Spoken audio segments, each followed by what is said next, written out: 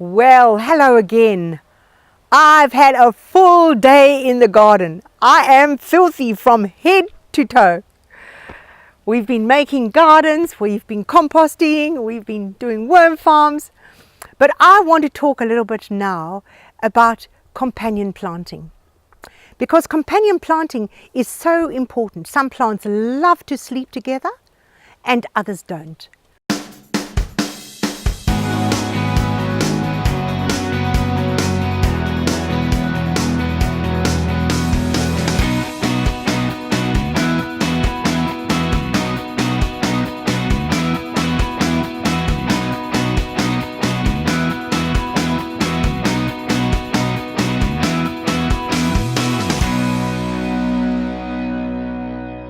Pop onto my website where I have a dedicated section for companion planting, and you can look up what it is you're planting and what is the best companion for them, and in fact what is a bad sleeping partner. And if you would like to receive more videos, just subscribe to my YouTube channel, and if you like this video, just click the like button. Now, talking of bad sleeping partners, rue and basil, they dislike each other intently. The basil won't do well next to rue, and rue won't do well next to basil. So they should never be in the same bed. As you might have seen from one of my earlier videos, I'm really excited about my leeks. The best companion and sleeping partner for leeks are carrots. Carrots and leeks grow beautifully together. And in fact, peas and celery grow beautifully together. Chives are fabulous with your roses. Chives and parsley complement one another. If you've got chives close to your roses are unlikely to have aphids. And a healthy garden, you're not likely to have aphids. And with an organic garden, you're going to have ladybirds. And the ladybirds eat the aphids.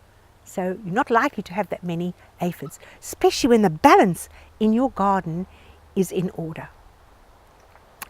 So in our raised bed, we've just planted a basil shoot. So that basil is going to grow through the winter, and by the time spring comes, I'm going to put my new tomatoes in there. Basil and tomatoes are fabulous planting companions. They complement one another. I have another herb called lemon balm.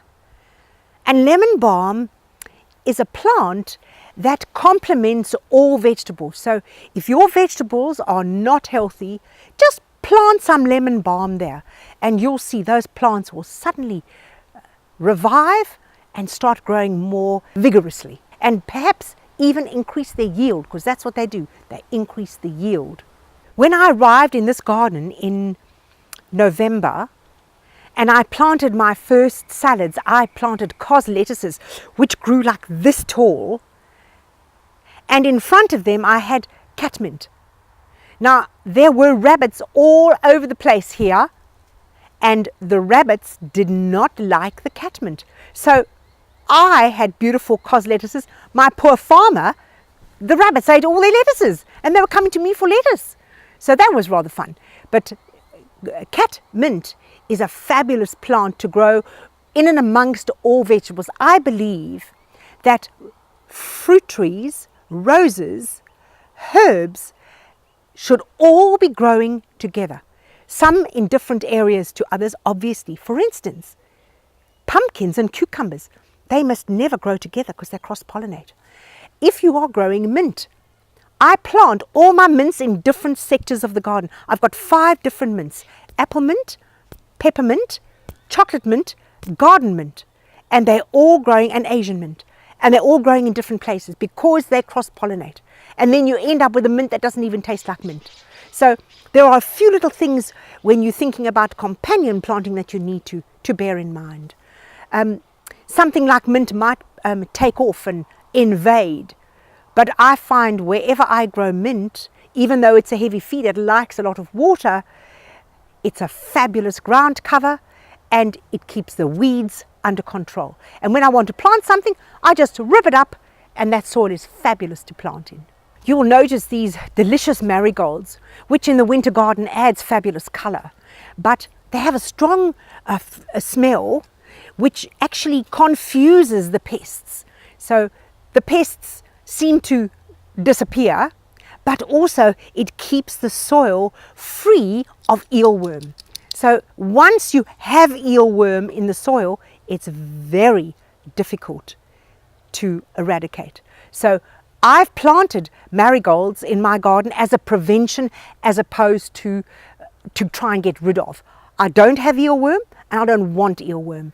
So that's why my garden's got marigolds here, there and everywhere. Those are just a few tips on companion planting. With all those little bits and pieces, I hope it's given you food for thought, and you can do a little bit more research on the website. Have a fabulous day.